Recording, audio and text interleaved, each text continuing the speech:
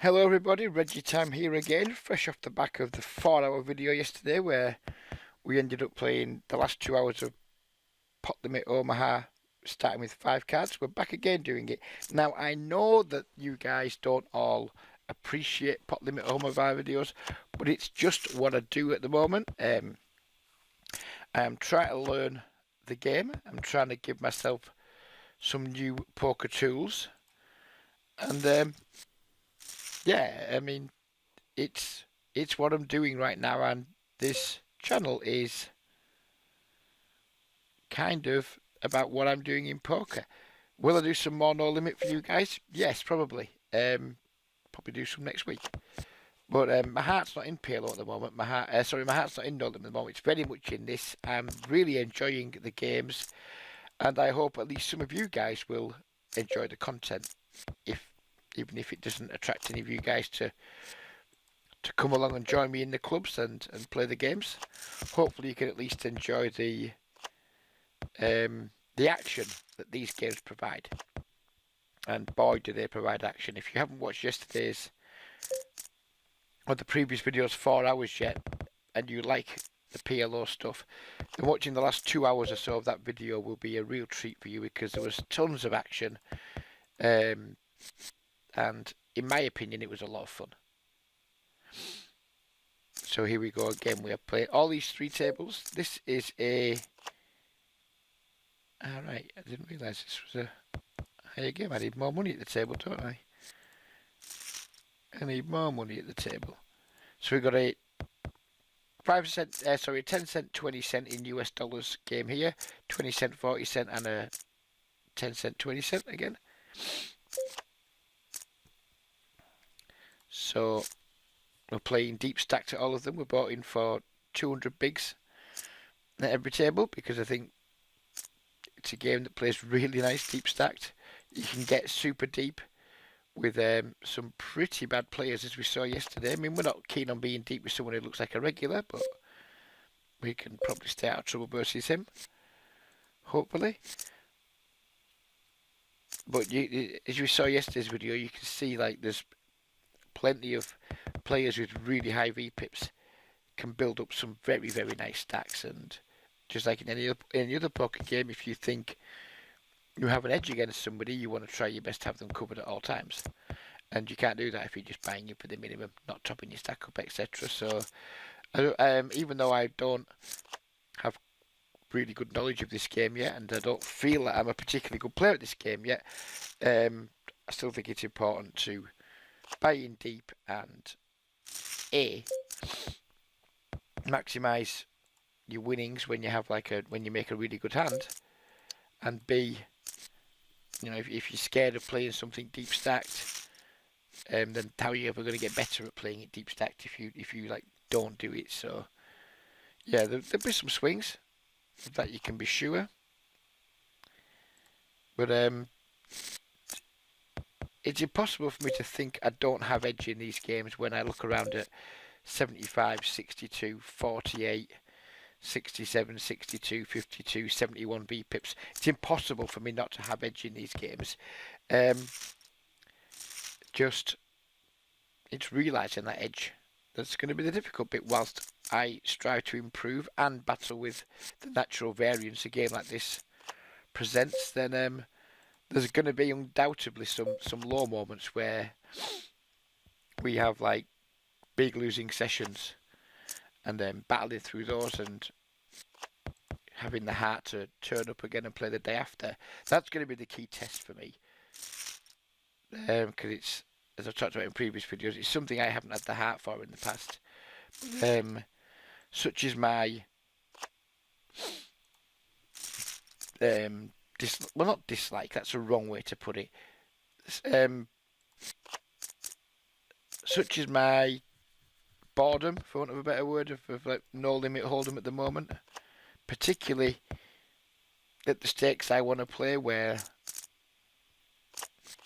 it's a bit more, you know, decent regs, not many high VPIP players.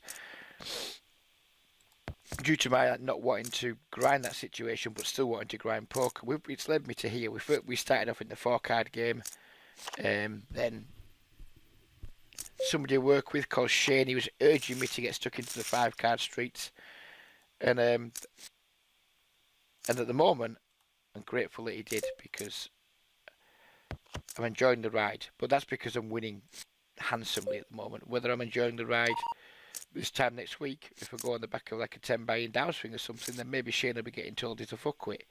But for now, I'm liking Shane's input. Right, what do we have here? We have a good shot, we have a nut flush draw, and a top pair. I think we could just check this actually. We have 2 pairs. Check through really quickly. This like weak type players bet full pot. We have too many draws to the nuts to fold, but we won't be putting any more money on the river if he bets again. I think we're just going to lose this to King Queen a lot. Not going to try and bluff. We actually had the best hand. It makes sense he wants to bet, I suppose, but don't think I would have bet in his situation there. Here we have not that much going on, but we have enough to bet against these 2 players who aren't going to give us too many problems with being aggressive. We get called in 2 spots, so 3 pairs to turn, which puts us ahead of stuff like 10-7, so ahead of all the draws. I'm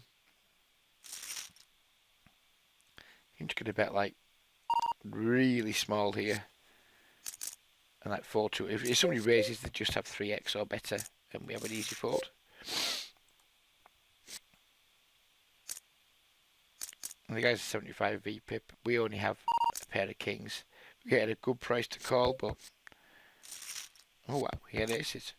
So maybe we weren't dead to the 3. Maybe we were dead to the aces. Either way, when we get raised there, 1 pair's really going to be good. So I was happy to make the fold.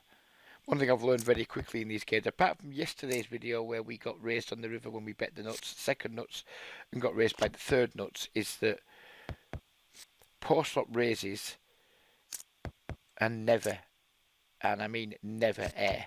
They're either like super strong equity draws, or they are made hands of various varieties.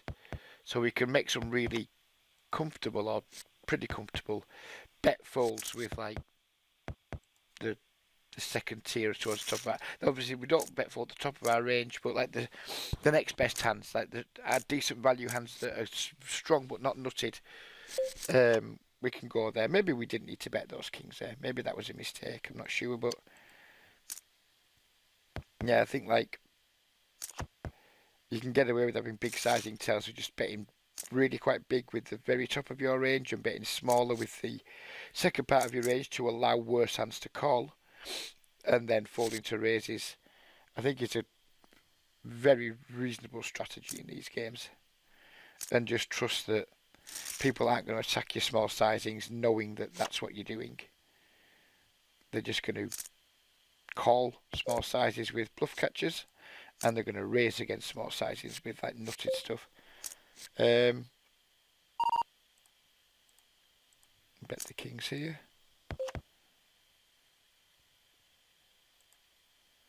Hope just to take it down.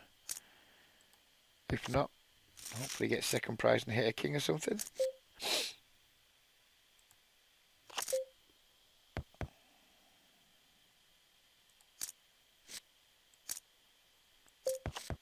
I actually think when it comes to post-flop strategy, in soft games like these, maybe not in tough games, maybe it's a lot harder, but in soft games like these, I think it's actually a much less complicated game than No Limit Hold'em is, because in most No Limit Hold'em tables you're playing against maybe 3 or 4 regulars who will know how to put you in difficult spots post-flop. Whereas in these games you're not playing against talented players who are actively looking for spots to put you in tough spots post-flop. You're just playing against players who are pretty much just playing their hands relatively face up. So if you learn to trust what you see, I think we're going to leave this table actually, because we've got 2 like pretty tight players, 2 whales or nothing. We'll get another table in remarkably quickly. Just going to leave it straight away, not going to bother waiting. And we'll take a quick look at the lobby and we'll see how many tables there are for us to join immediately. Excuse me. Call here on the button. Fold the queens. And we'll just jump into a 8-16 game.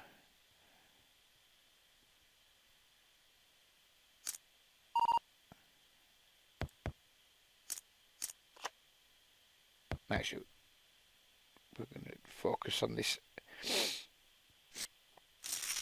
pretty big flop we've got here.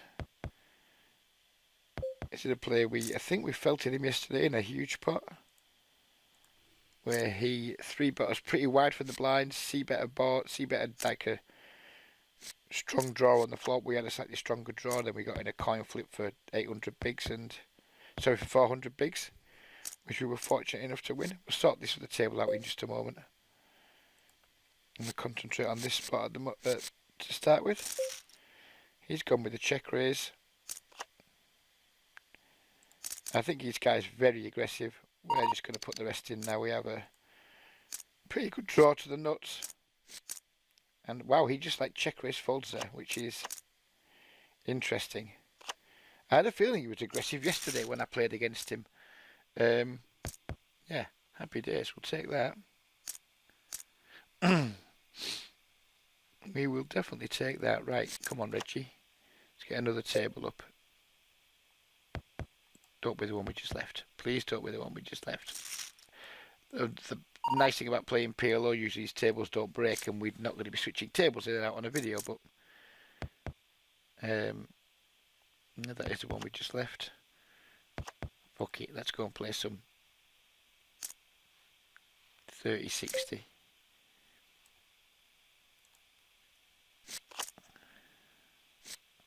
Are we going to play some 30-60? Are we happy with the table? Not happy with 2 regulars at the top of my buy-in range in a game I'm not yet skilled at. So I guess we'll just leave it a minute with 2 tables, and then when other tables pop into the lobby, we'll eventually find one we like the look of and slide it in.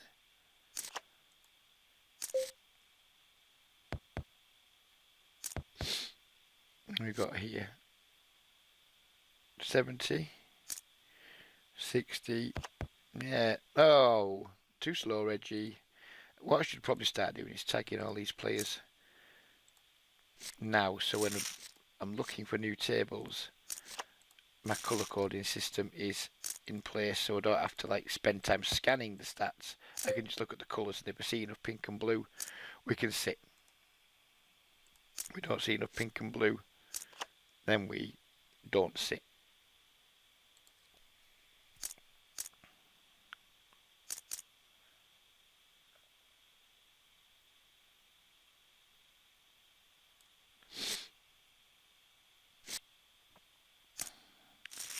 Pink.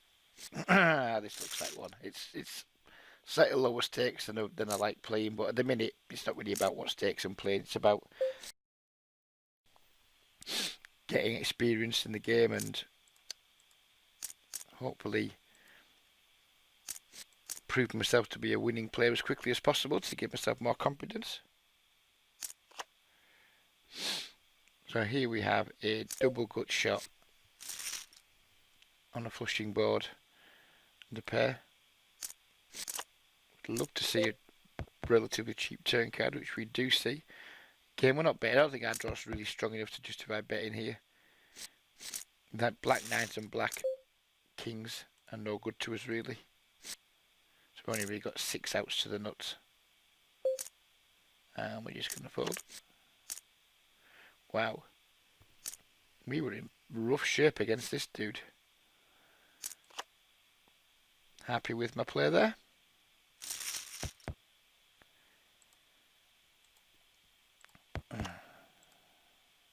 When I played this game, first of all, I got overwhelmed by like, oh shit, I couldn't like pick out good spots for myself.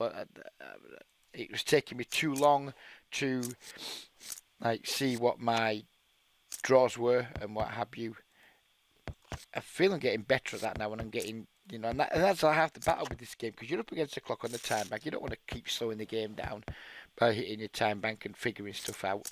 So like getting quite quick at spotting what your draws are, which ones are to the nuts, which ones aren't to the nuts.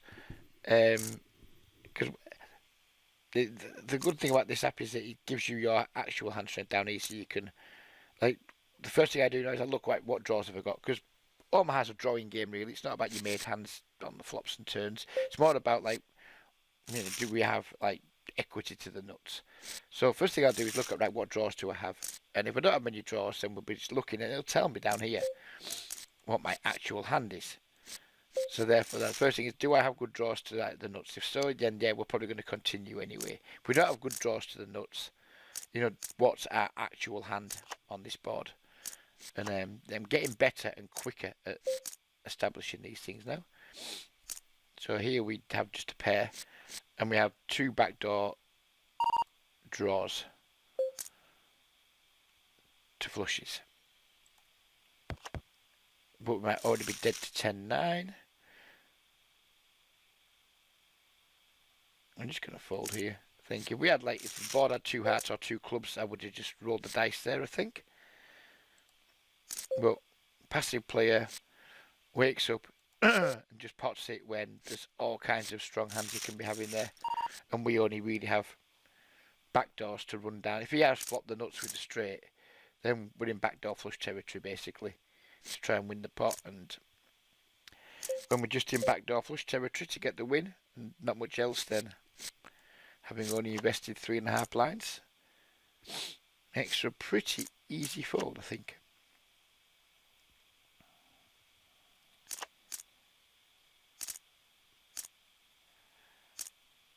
This guy is aggro.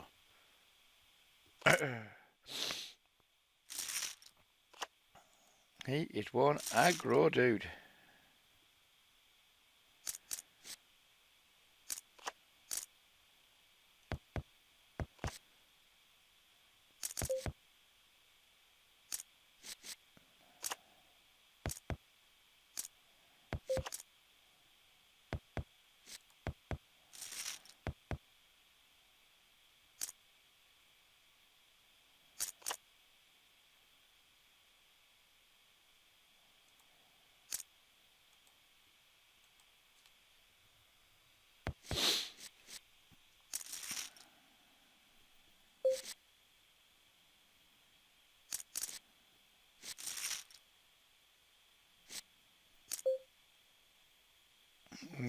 Do we isolate here or just overlimp? I think we can just overlimp. We have like a reasonable set mile opportunity. We have the hearts to the nuts.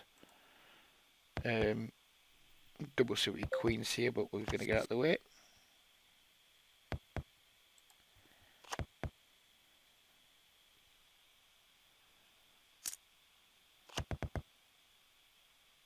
I think on the button there we'd probably peel with the double suited queens, but from the small blind against someone who we know is just going to be mega aggressive,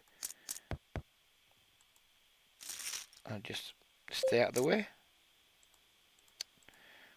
This looks pretty enough to take a look at a flop, or to try and take a look at a flop. This guy's down at 4% again. I mean, he probably knows what he's doing, but he seems too aggressive to me. Seems more aggressive than you need to be. That's the nuts. I think this is one of the rare occasions where we're not going to bet. Just try and give someone a chance to catch up. I mean, we need to start betting now, but when you just flop the board so absolutely stone dead and there's not even a flush draw out there, you have to give someone a chance to either take a stab or hit something on the turn that improves them. Sadly, the deuce 3 run out isn't going to improve people very much, but we've got to start betting at some point. Right, why am I not in this pot? What did I do wrong here?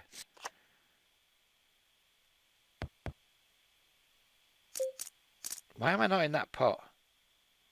Because obviously I have not made a conscious decision to fold like aces under the gun. Obviously, a brain fuck on my part. I've obviously just folded for who knows what reason, because folding aces under the gun, even bad aces like these, isn't on my to-do list. I'm just glad this pot hasn't blown up with like second nuts versus third nuts, because that would have hurt. So yeah, before anyone says, oh, why did you fold aces under the gun on table 1 at 19 minutes?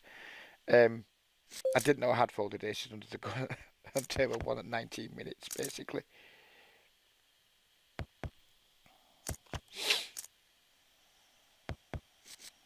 Yeah, going back to the flop full house on this table, the last hand.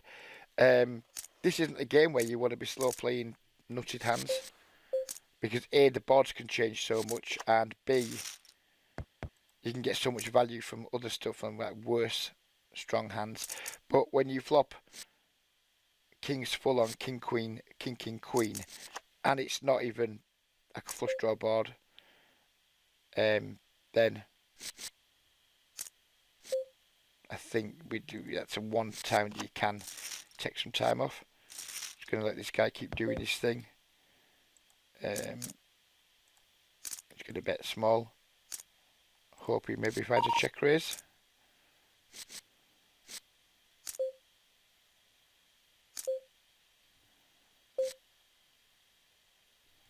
Which he does.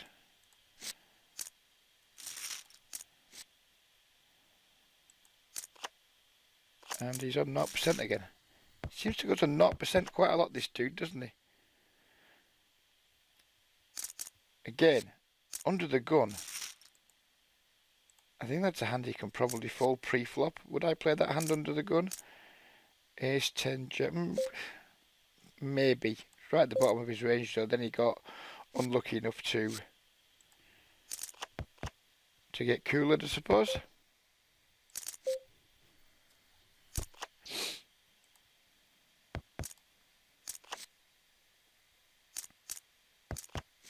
Interesting that he thought he was nutted there and then didn't like bet at the flop, then checked the turn when usually he's been way more aggressive than that. So that's interesting that maybe he feels more comfortable being aggressive with weak hands than strong hands. With that like nut potential. Just going to try and see a flop here on table 1. And now we're going to fold. You will not see me doing an awful lot of 3-betting in this game, because it's just not a pre-flop game. I don't think there's too many reasons to want to 3-bet pre-flop.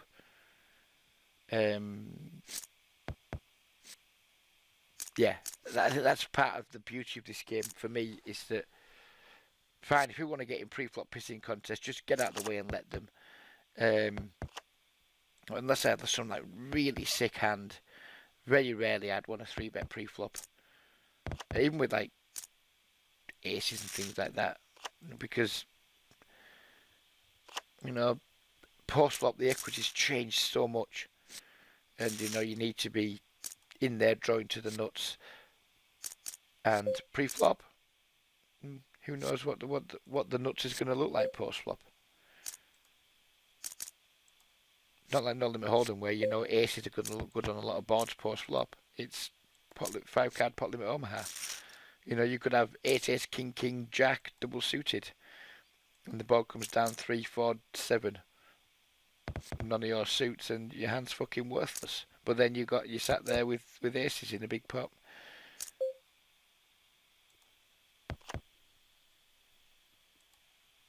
We've got quads over here, which now means I'm happy to have somebody with a flush.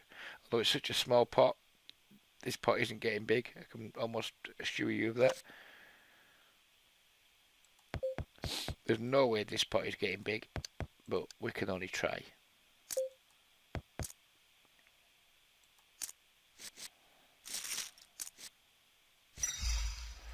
Nope, that pot was not getting big.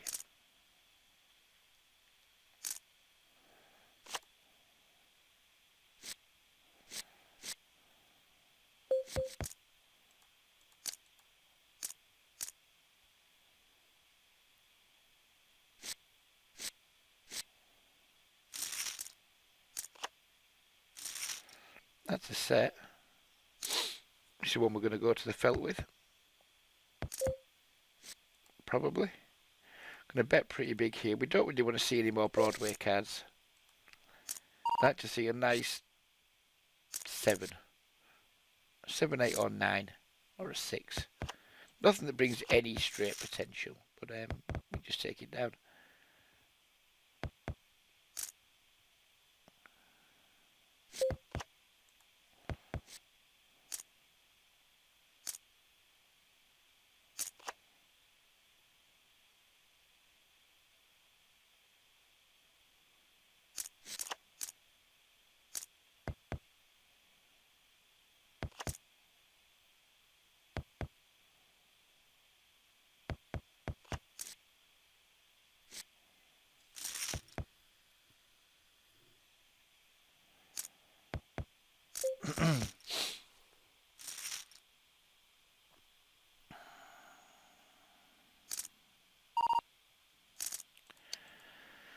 Tell me that you're just limping here because our hand isn't that multi-purpose.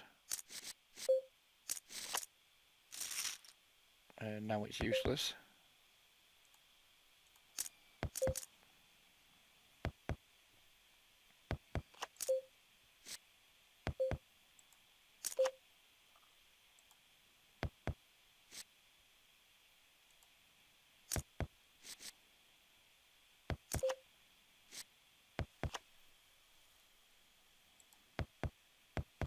I'm going to go for a little bluff here on the turn. He checks back. Don't expect him to fold too often, but give us a better idea where he's at in his range. Then we river the notes.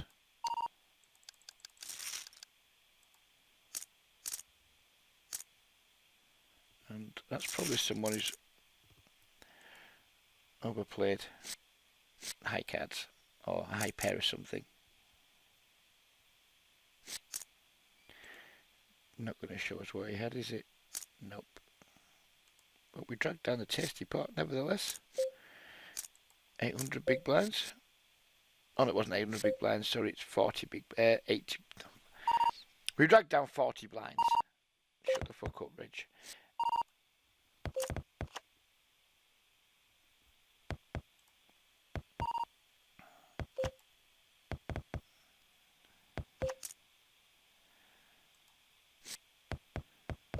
We turned the nut flush on a paired board, but we do have the 3. So, happy to bet.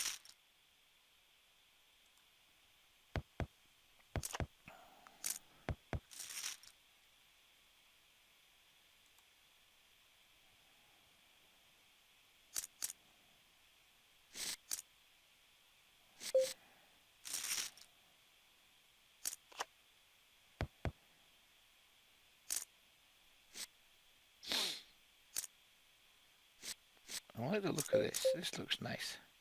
Just going to over limp though because this guy's got no chips. I'm going to fold here. This looks like I'd like to have enjoyed seeing a flop here too, but never mind. We're not going to because our man's doing his thing again. We flopped all kinds of things here. I mean, we guess we just call. And just call again. So it's all kinds of things and we're still only 32% because this guy flopped better kinds of things. Nice answer.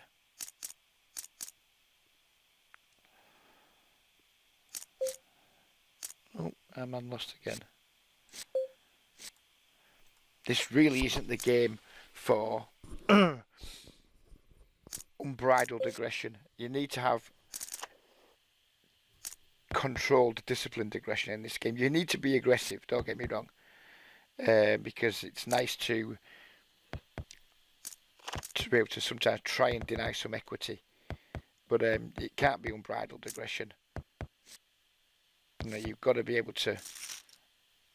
You've got to have some backup for when your pure aggression just doesn't work, and by backup I mean, you know, some actual good equity.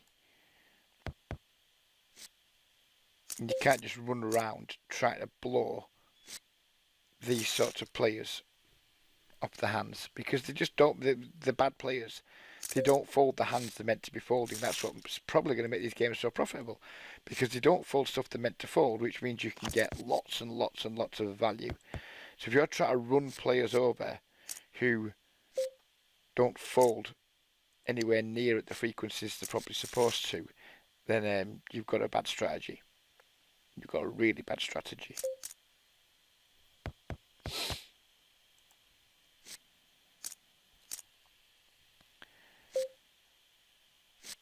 At this depth, we just have to roll the dice, I think, don't we? It's going to be like less than 50 big blinds all in pre. We're probably only going to have maybe like between 50 and 60% equity, but 40%. Now he's down at 2%. We're getting good at the moment of like turning coin flips into bloodless victories. And I'll take it while it lasts, but I know full well there'll be times where I'm on the other side of that coin for what will feel like an eternity. And those are the times that I'm trying to prepare myself for and brace myself for. But until they come, who knows how well I'll handle them. Who knows? Hopefully I'll have won so much by then that I'll be able to absorb it more. You know, I can, if I have a 40 buying upswing followed by a 10 buying downswing, I can live with that. But if we have an 8 buying upswing followed by a 10 buying downswing, and then I've spent like what feels like 2 weeks playing for a 2 big blind 100 for like a 2 buying loss, that'll be that's when I'm more likely to start questioning what I'm doing. But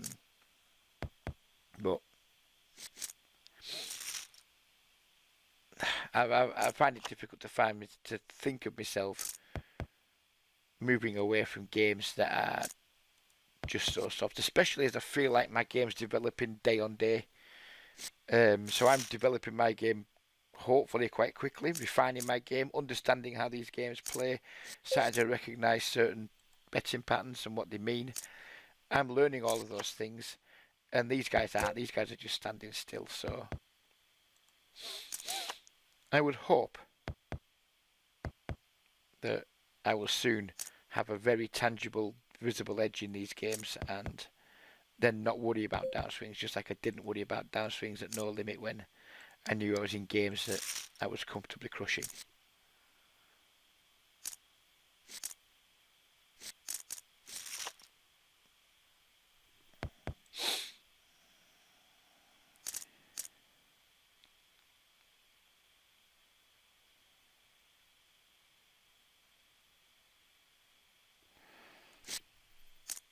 This guy's pink, but he needs to be. My pink is like anyone over a 50 VPIP.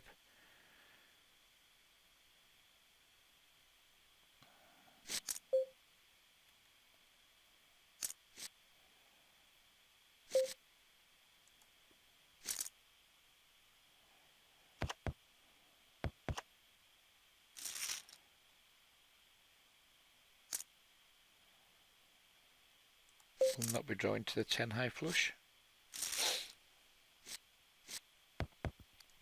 Would have backed into a full house, but never mind.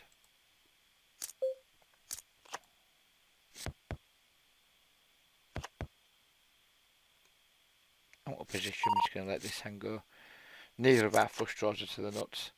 Had the ace been like an ace 3 suited rather than the queen 3 suited, I probably would have flicked it in there. Double suited kings here, looks pretty nice under the gun.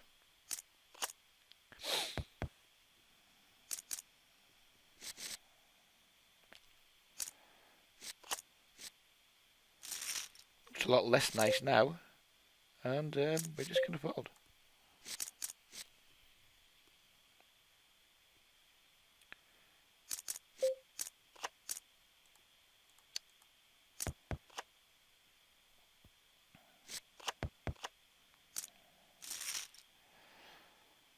So we've got kings and tens here. We've been 3-bet and it's been called. We're purely going for a set money. We're not going to jam all our money in. If we do hit a set, we're going to get paid anyway, and if we don't, we save. 30 to 40 blinds. We do hit top set, so let's go for the rest of it.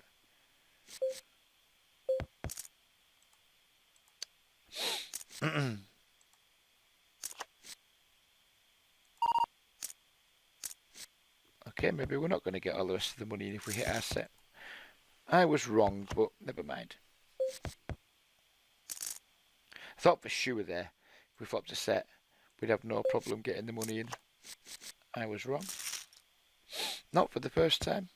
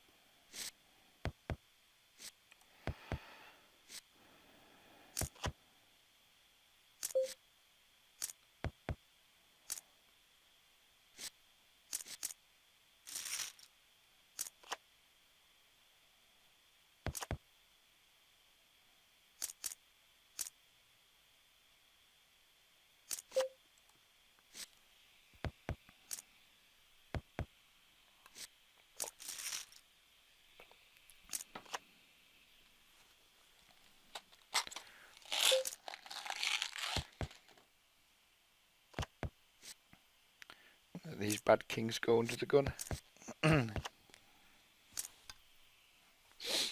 Or middle position, whatever it was at the time.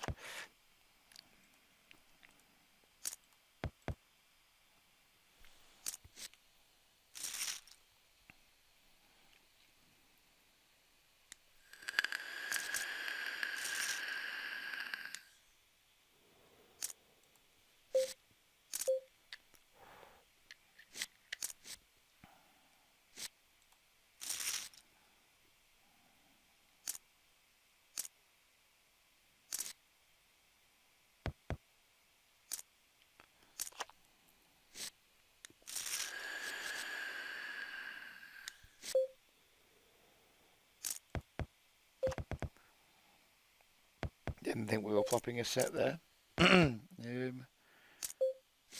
Nope. Bit of a good shot. And it's only one big blind. We do not get there.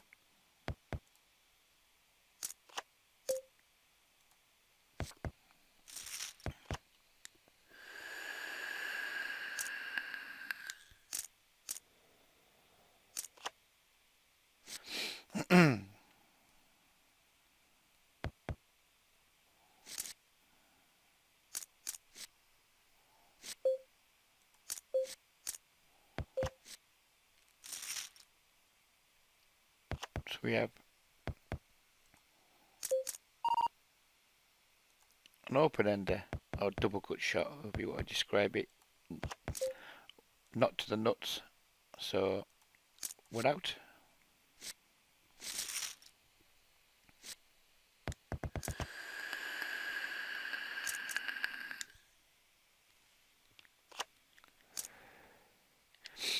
Double suited kings, we like that.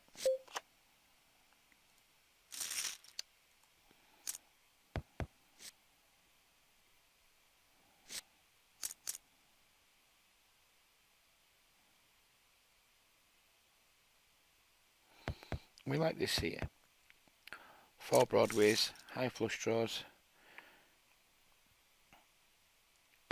Not a fan of this board in terms of like putting more money in the pot just yet.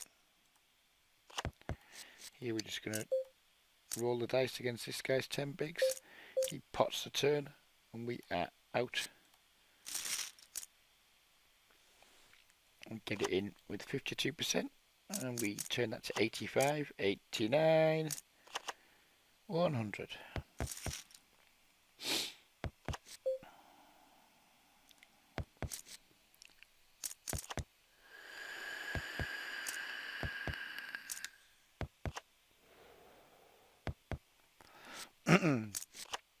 I think we'd raise this if we were on the button, but since we're in the small blind, we'll just complete. Keep the pot small out of position, or try to.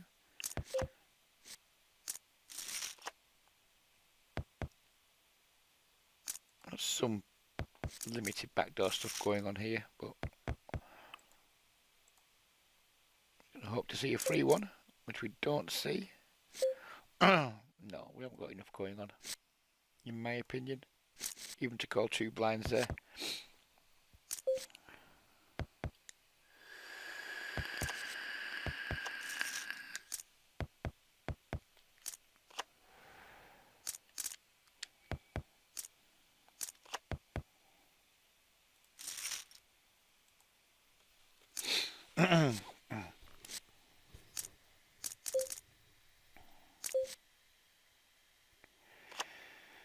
Hey.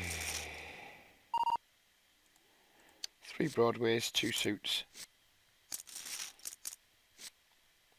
We'll have a little raise.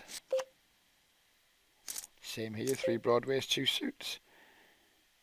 Here we only have a gut shot, but we do have 2 backdoor flush draws as well. Some overcards, so we're just going to go with it with this hand. Against this stack depth. Maybe wouldn't bet against a larger stack, but happy to bank on our equity in what would have just been a 40 blind pot had we got action. Baiting this donk bet with our fuck all, we're going to have a very easy fold.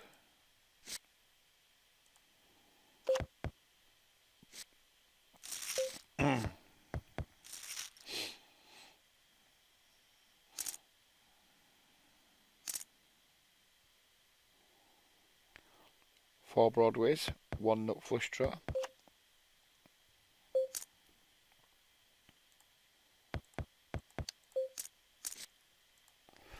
We're going to have a raise. We're going to have a little raise to see what happens. And that's a good flop. Nut flush draw, nut straight draw. That's a flop we can work with.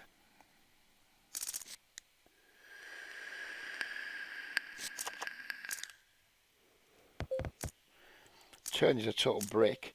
We have 0 fold equity, so we're just going to check back and try and get there. Oh, hang on, 2 pairs. How do we have 2 pairs? Oh, now we've got 2 pairs as well. We'll just fucking pile it in. I didn't realise we had 2 pairs. That's why we should always look at this bottom bit too. Still not sure what 2 pairs. Oh, we had 310. Yeah, okay. This guy has 3 betters and he doesn't have very much money, so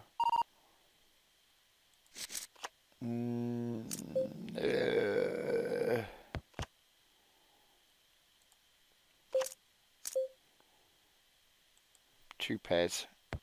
Let's put the rest in.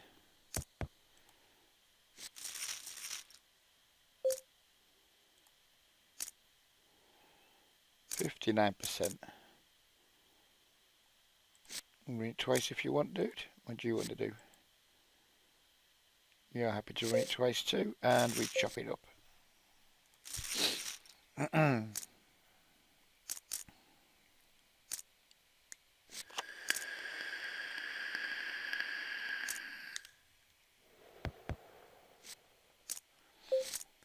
think in these games,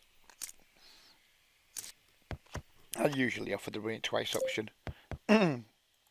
I'm not fussed either way, it just gives them the option to do it if they want to, and if they don't, I don't care either way. But give them the option. Let them decide.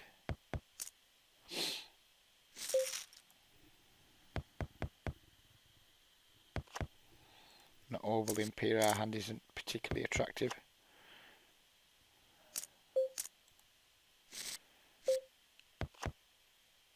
We have a pair, not much else. So we'll fold.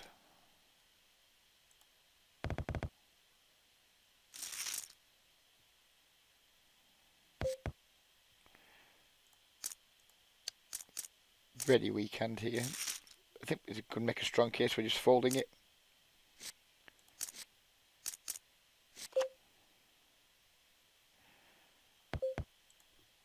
flop a weak-ish draw. I mean, we can't afford... Oh, I didn't realise I had so few chips. Fuck it. Put the rest in now. I'd have bet if I'd have seen his stack size. We get it in bad. We get now very bad. And we lose. Well played, Reg.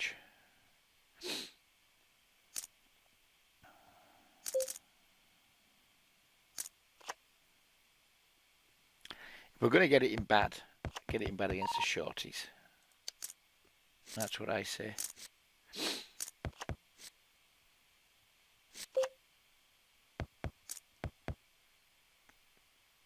Again, not a huge fan of that flop, but again, our man has no money, so what are we going to do? 46%, 10%, dead.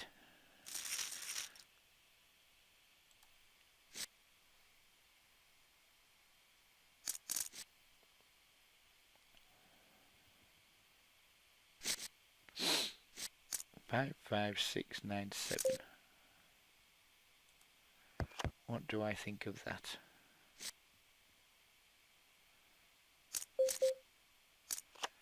I think we raise it from the button. I think if we had good aggressive plays in the blinds, we maybe wouldn't raise that, but I think with fish in the blinds we do.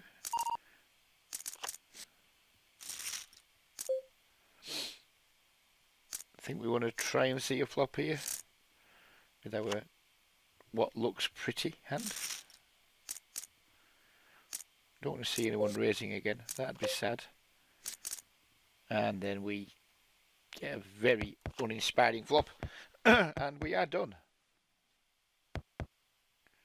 We will be committing 0 more chips to this pot. Maybe like the 9 of clubs on the turn keeps us interested. Not that I think we're going to get to see a turn, but get him. Someone get him. Come on, sexy, you can do it. What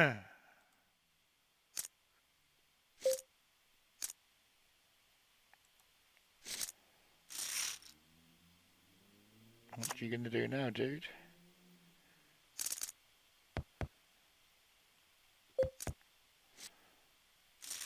Oh, you're going to lose again.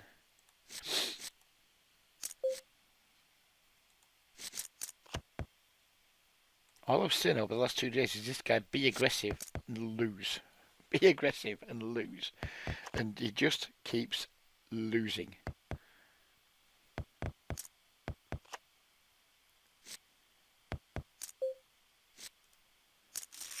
Way too pretty to not see a flop. Now we're out again. Quite enjoy anti-railing him. Get him sexy. You can do it. Not this time. Not this time. I guess I shouldn't do the same mistake as yesterday and get this call time hit. Probably going to be playing for maybe another hour. My wife's out at work, but she has a short day today. So probably play till, probably play about another hour. And then chill out with the wifey. Watch some racing this afternoon. Cheltenham's back. Horse racing over the sticks at the absolute best sporting venue in the entire world, Prestbury Park in Cheltenham. I'll certainly be getting heavily involved in that. Probably losing some money, but who gives a fuck? I absolutely adore national hunt racing. My favourite sport in the world. And it's coming from my favourite venue in the world. So even if I lose money, I'll still enjoy it myself. So we'll watch that and then we'll have some more poker later, I think. We flop the nuts here.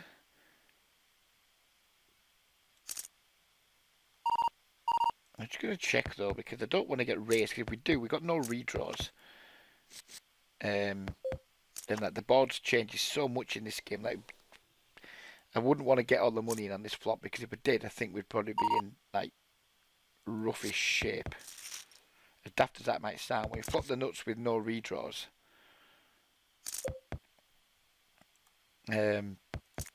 getting it in isn't necessarily always a good idea.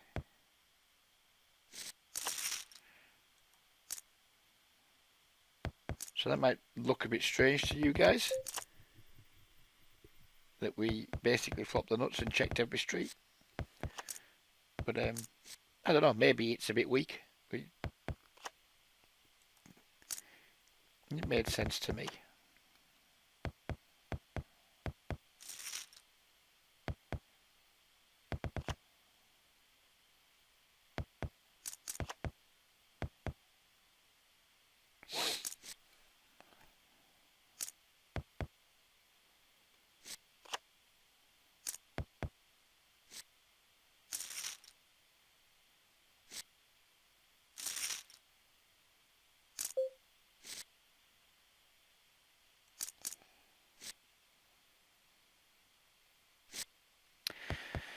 So we have a suited ace and a suited king and two aces put together.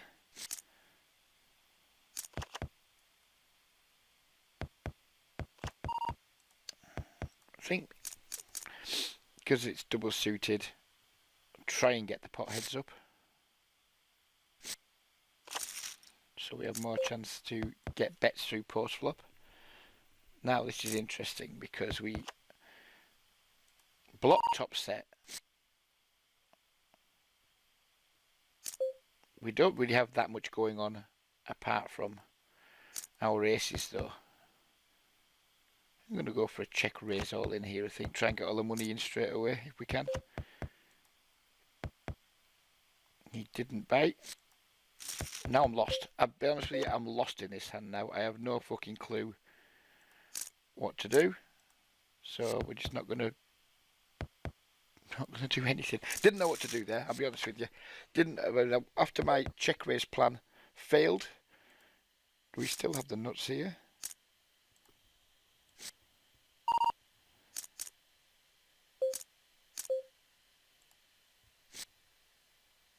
Double suited aces again.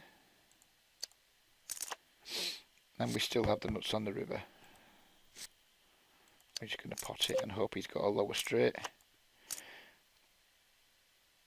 Gut shot, two backdoors against someone who's aggressive. Just going to pot it.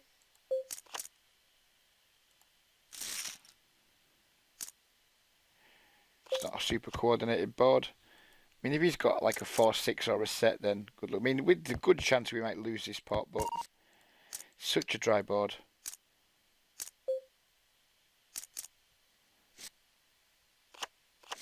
And we win. Do not like his defend there at all versus my 3-bet. Then he flopped an open ender and missed. Yeah, this guy's got good stats, or what feels like should be good stats.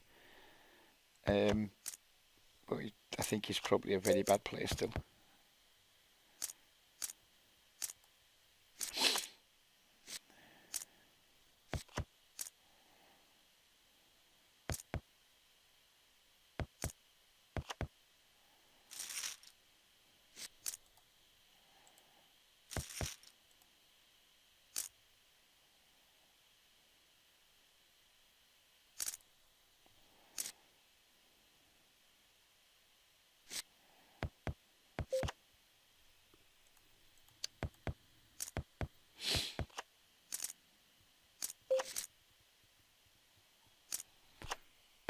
That's the nuts without a redraw, but we do have some backdoors going on.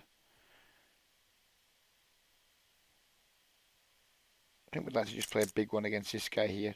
Don't mind if the blinds get out of the way when we bet the flop. I'm going to go very big because we're happy to pick the pot up now, happy to play for all of his stack. Wouldn't enjoy seeing a raise coming in. We no longer have the nuts. Queen 10's got there. Going to check it back. I think if all the money goes in on that turn, we just don't have the best hand. We can't fold here, but I think we're going to lose. a lot of the time, but we can't fold. And yeah, he had the queen 10. Never mind. Felt like I played that hand as well as I could. We just didn't win.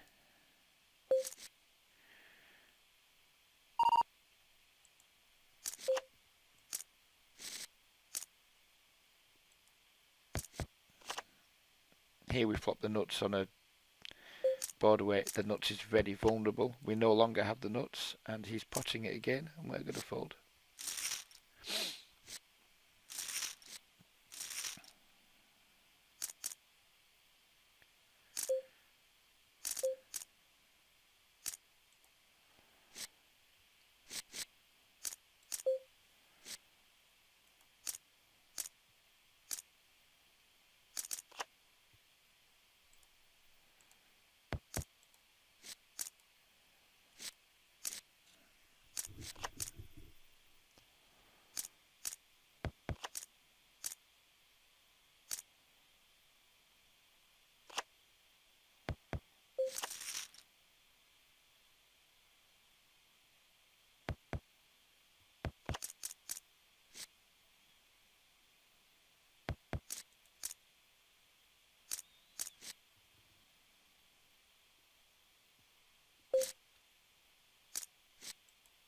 Feeling very in control of my game at the minute. I'm liking where my head is at with my game, as this guy gets it all in a game with less than 50% equity. I've yet to be tested yet, though, in these games with some negative variance. So who knows? But at the moment, I just feel like I'm thinking about things in the correct way, taking good lines, feeling confident. It's nice when you feel like this. But we'll see how I feel when it's tested. I think like the key for me in these games is if I get off in a session where I feel myself starting to lose control, starting to feel a little bit tilted, however you want to put it, getting out of the games, because most of the times my like PLO disaster sessions have come when I've just tilted. There's no way to dress it up. I've just tilted and played like a fucking moron. That's usually when things have gone wrong for me in PLO. So I think like I'm happy with my pretty basic strategies. They're good enough to beat these games. I haven't learned them to any kind of level of unconscious competence yet where I can continue to deliver them when maybe I'm a bit tilted. So I think that the things to guard against in the coming days and weeks is going to be overconfidence, and then just making sure I don't put one of those big tilt sessions in. If I lose like a huge pot and then immediately start to feel like injustice tilt or entitlement tilt or anything like that, just to quit the session, eat the big loss and move on, rather than like, oh, I'm just going to keep fucking going when I'm not going to be delivering my best. Because at the minute my best is good enough to beat these games, but perhaps my B and C game probably isn't. So I need to be making sure that I'm aware that when B and C game is being played, or maybe we're about to enter a B or C game phase, and at those times, like just take myself out of the kitchen. But at the moment, I'm feeling like super confident that I'm in games with a good enough game to make more money than I made playing No Limit Hold'em. Because there's just no regs in these games, so there's not going to be very many players whatsoever come into the games making life too difficult for me by putting me in tough spots. And while the game stays as it is, I find it hard to believe I'll be anything other than probably a crusher, I would imagine. It seems strange to say I think I'm a crusher in a game I've only just started playing, but when look at the field, wouldn't you feel like a crusher in this field?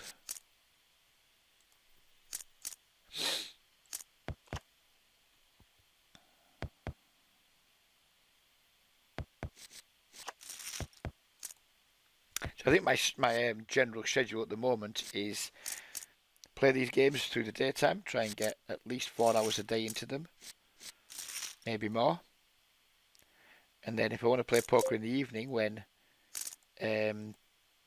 these games traffic-wise aren't so great, get in my Fun Sky Discord group and go and fuck around playing some tournaments. Just for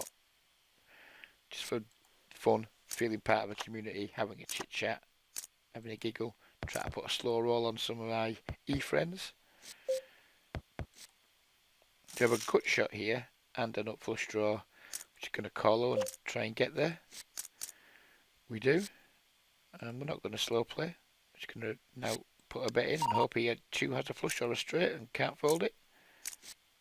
And he snap folds. But if he's snap folding there, he's probably snap checking back too. He probably just had check fold clicked. So don't feel bad about my line. We slow played earlier with the king, queen, queen, or king, king, queen, whatever it was, because we had the immortal nuts at the time. We didn't have the immortal nuts there. And also, there was probably lots of hands he could still call with that he could have had. So, completely happy with the line. He just didn't have enough to call with, so never mind.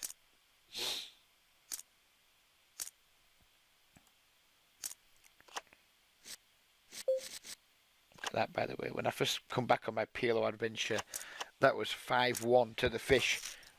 The winner's coming back. The winner is on its way back. We're 4-6 now.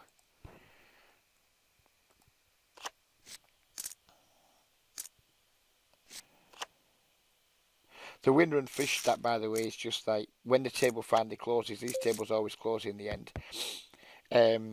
The winner and fish stat is just determined by who was the biggest loser over the course of the table, who lost the most money over the course of the table running, and the biggest winner. And the winner is just who was the guy who won the most over the course of the entire table. So we might, like at the moment, say at this table we are 1,924 chips ahead. If this table was to close now, we'd then be issued with a winning stat. But if we quit and this table goes for another 6 hours and somebody gets up to 3,000 chips ahead, then we would no longer be the biggest winner. It's kind of a worthless stat, really, but still, you'd like to see that number being bigger than that one, nevertheless, wouldn't you?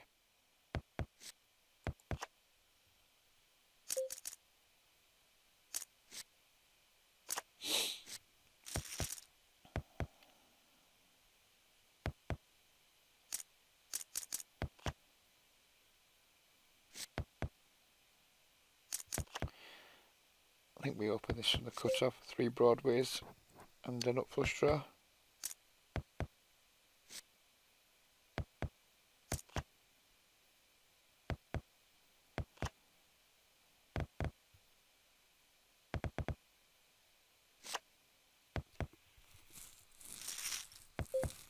Check back here with our top pair and our weak draw.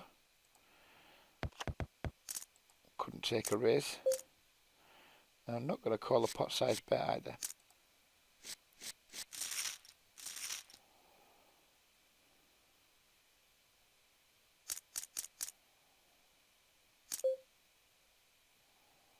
Again, 3 broadways. No, actually going to fold this because we have blockers to our spades. And we're under the gun. I mean, it's probably on the tight side, and the 4 deuce is fucking useless too. So all in all, don't quite think it's good enough to open, but I think from the next position along, we'll probably open it. Straddle and pot size raise. We're not going to go for it.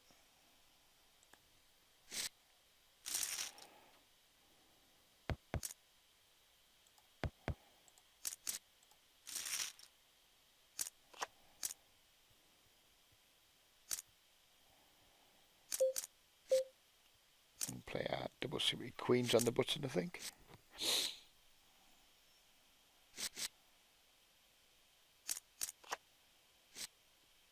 Flop the second nuts. Not going to bet here because getting raised would suck. A little bit of pot control. We no longer have anywhere near as strong of a hand, but I think now we can happily bet, and if we get raised, just fold. And if we do get called, probably just checking back rivers. Right, so we've improved to a full house. We lose to like ace 10, ace 6.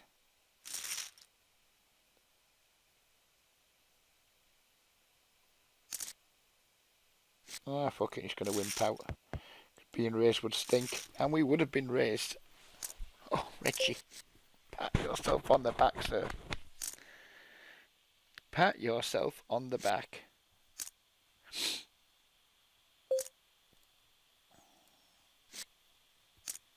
There's your white magic, right there. There is the white magic that my very good friend Duesenberg used to have before he turned into a fucking manic fish who just pulls faces at the camera and looks frustrated all the time. There's your white magic, Duesenberg. Come and get it back with Reggie.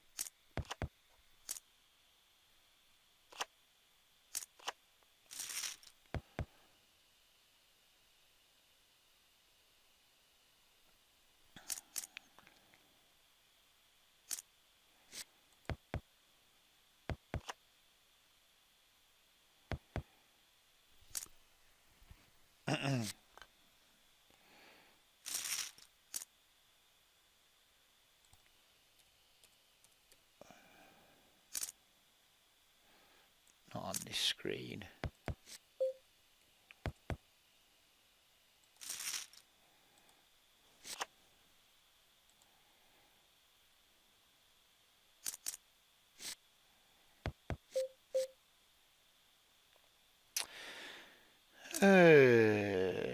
No. We had another suit. I'd probably open that because it looks nice. 9, 6, 8, 10. Looks nice. Looks like you can make a lot of straights with this hand, but wanted another suit to go with it because I'm a greedy cunt. Here we have double suited aces. We can't have any more suits than that. And we're going to open for pot, of course.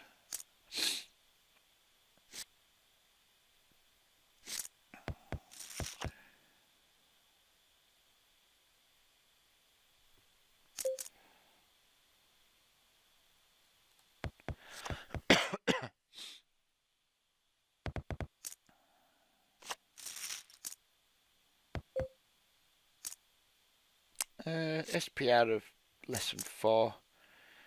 Overpairing the nut flush draw. Let's just run it. Hope he folds. Don't mind if he raises.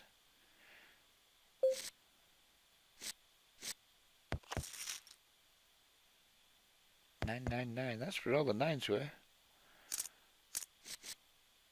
All 9s have been accounted for.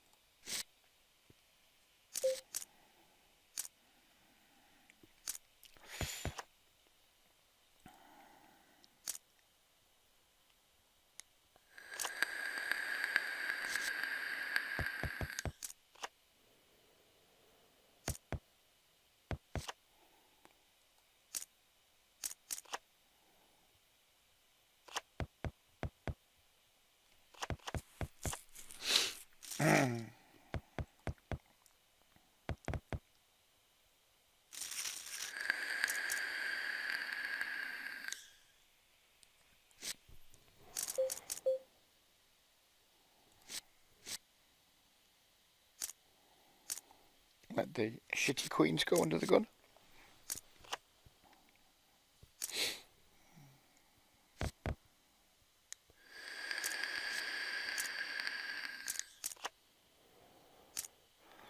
Not a fan of the 2.5 big blind. I saw this guy's rocking here. Oh, look at our friend here getting it in with not much again. Doesn't give up, does he? He's committed to putting money in with the worst hand. He's firmly committed to that strategy.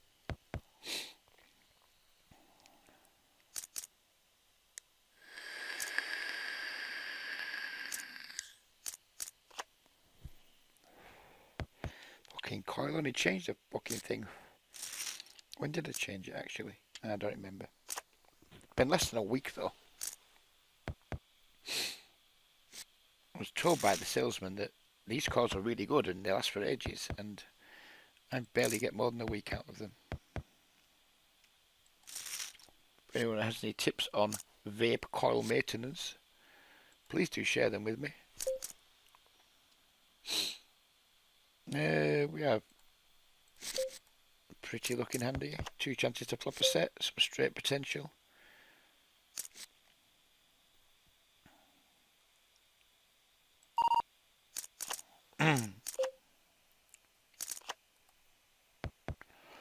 And now we have fuck all.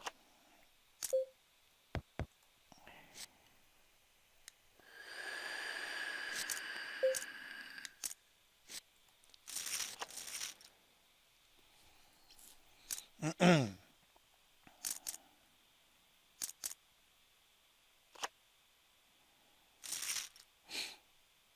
playing this hand from the button for an overlimp.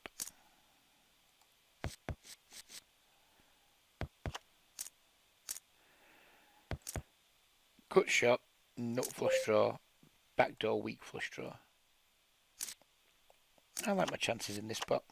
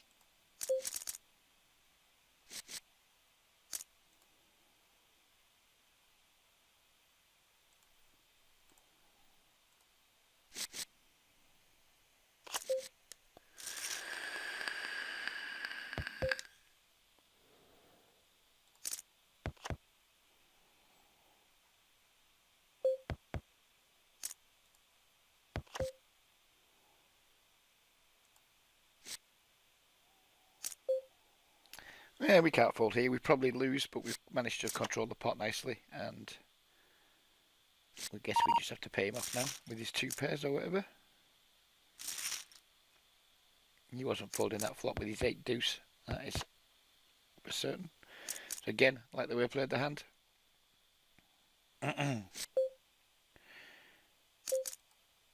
Prefer the suit to be to the ace, but we do have 4 broadways. Overlimp here with our jacks and our suited ace.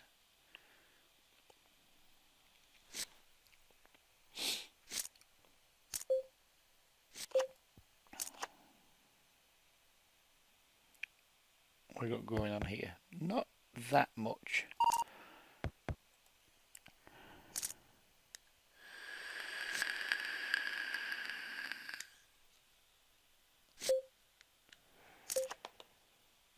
We do have straight draws, but the board's already paid, so we are out.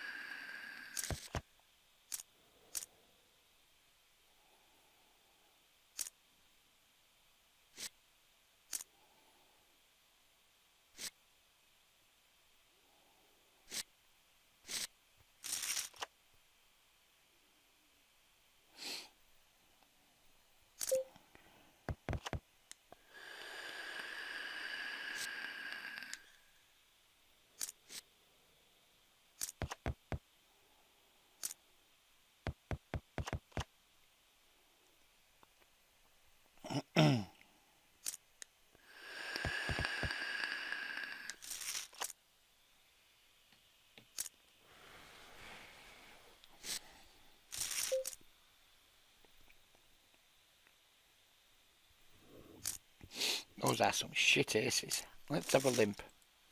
These are some good aces. I heard the 6 to be an offsuit 6, for it not to be a diamond, but you can't have everything.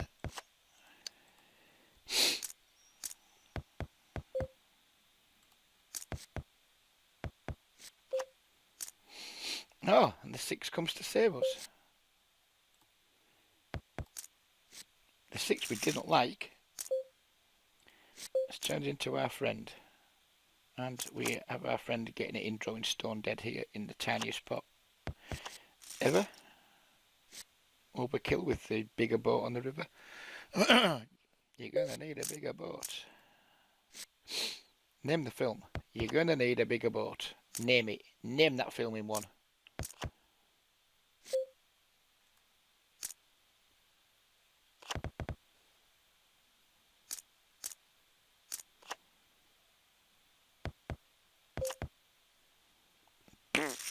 What do I think of that flop?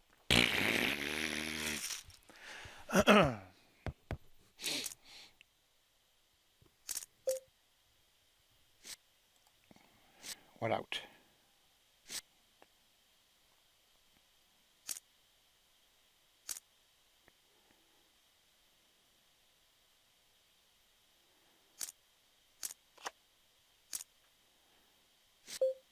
Doing here with our pretty shit aces. We'll just call.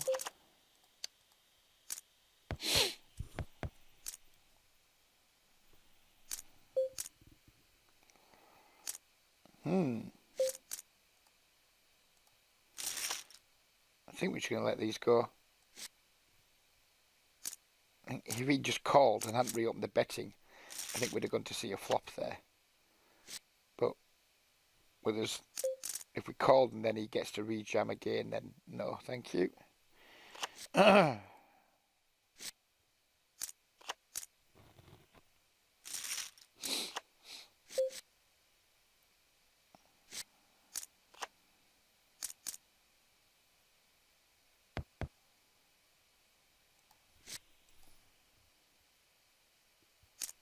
not a fan of him reopening the betting there. We would have won the hand, but never mind.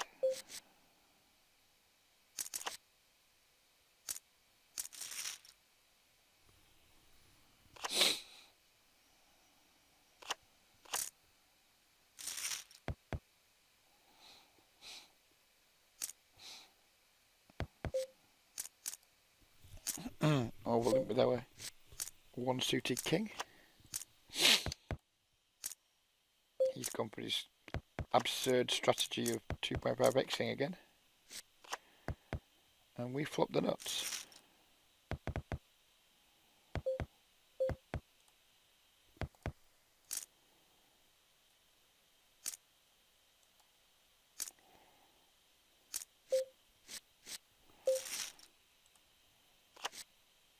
Really don't like his strategy of his, like, oh, I'll just 2.5 exit in a spot where no one's going to fold. So I'm not really getting value. I'm not trying to like deny equity. Not that you're going to be able to deny equity in these games. Once someone limps, they're rarely folding before the flop. Nevertheless, do not like his strategy.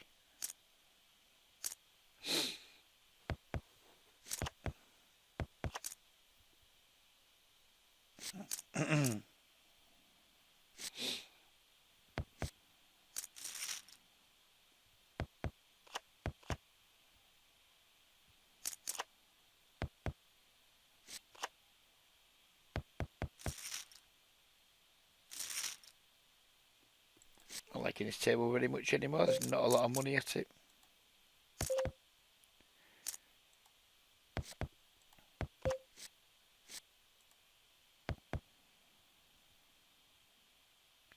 Maybe we might call it a day in a minute. We've played for an hour and 20 minutes. Prefer to have played for a bit longer, but we have this guy still, who we're interested in staying playing with. Have this guy, but as I said in yesterday's video, walking away from good games isn't as bad a thing in these games because You'll just find equally good games tomorrow. We have double suited aces here, but we have 3 of the fuckers, so we're just calling.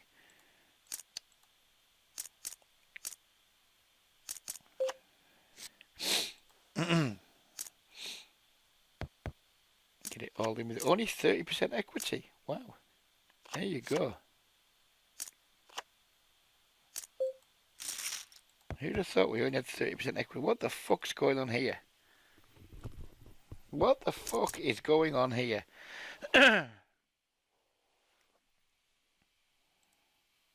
This guy has at least a set. These guys could have draws that are blocking my draws. We're just going to fold. There were blockers to my draws.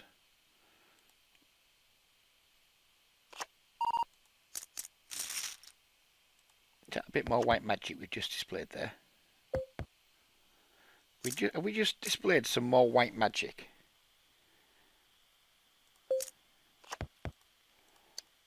Ooh, he's raised. In that case, we'll just call. Here we've got a big ball of fuck all. We still win.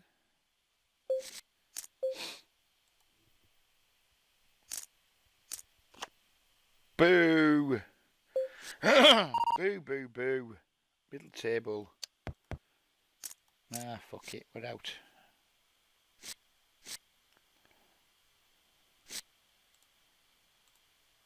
Yeah, we needed some table changes, and it's too late in the video to do that now, so he's going to play around to our blinds at all tables and then wrap it up.